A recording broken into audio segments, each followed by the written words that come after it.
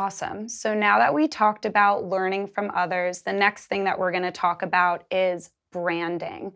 And what I mean by branding is what is unique to you? What is actually going to make you stand out, right? These are the questions you have to be asking yourself and making sure that you are doing something unique and something that is going to differentiate you from your competitors, right? Why is somebody actually going to be interested in watching you or viewing you or booking you compared to one of your competitors? So these are the questions that we're going to try to answer today to support you in building your brand and then further creating content.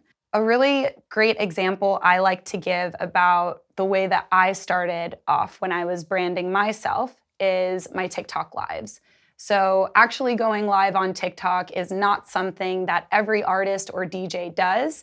And this was a way that I could support my brand and actually connect with my community further in a really unique way. A lot of my competitors, a lot of different artists were not actually performing live sets on social media. So that was a way that I was able to stand out from my competitors and a way that I was able to brand myself differently from my competitors. So what I want you to do now is take that same notebook or that same pad and pen, and I want you to write what you think makes you stand out currently as an artist. This is a really big question. I want you to take your time here, and when you're actually done writing what makes you stand out, I want you to take a look at how this compares to your goals that you wrote in earlier lessons. Do they match your goals or are they a little bit different? Is what makes you stand out, is that something that maybe you need to make sure that matches your goals? So I want you to really take note of this. I want you to take your time when you're writing down these answers and these goals, because as we all know, writing things down, when you're looking back at those things, there are some things that maybe you can forget that you even wrote down. And so having that concrete evidence that you wrote down your goals and that you're understanding what makes you different and what sets you apart is going to be really, really important. Another really big first step with branding is looking at things like your profile pictures, your professional bio, your aesthetic, your profile grid, your visual identity. It is so important to have all of this be conducive to where you want to go in your brand.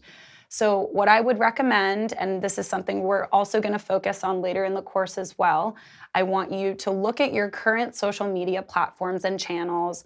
I want you to really understand your aesthetic that you're putting out, right? I want you to make sure that your profile picture is updated, it's new, your face is clearly lit, and people can understand and get a sense of who you are. We're also going to talk about bios a little bit later in the course, but understand what is actually in your social media platforms, right? Does it have value? Does it have purpose? Are people going to understand what services you're providing by your bio? So I want you to take a look at your profile picture, your bio, and then just be generally aware of your profile grid. Is there a certain reoccurring theme? Are there certain reoccurring colors? Take a look at your overall brand, your current brand, and later in the course, we're going to get a little bit more into how to edit that to best serve you.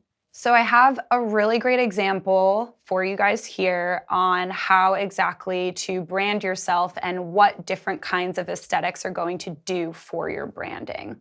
So if you take a look at these two pictures that I have here, right? So you'll see I have on the left here a picture that I took that was really supposed to be for some of my techno mixes and any sets that I DJ'd for techno and melodic techno. You can see the picture here. It's very dramatic looking and it's got more of that techno feel.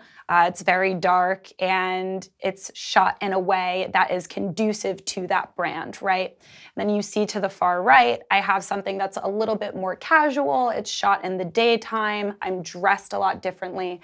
And this was supposed to be advertised more towards my minimal, deep tech, and tech house shows. So you're seeing kind of the contrast here in terms of branding. And this is an example that I want you to think about when you're looking at your brand and what you're putting out to your target audience. So taking all of that into account, with that in mind, we're going to jump into the next lesson, which is about storytelling.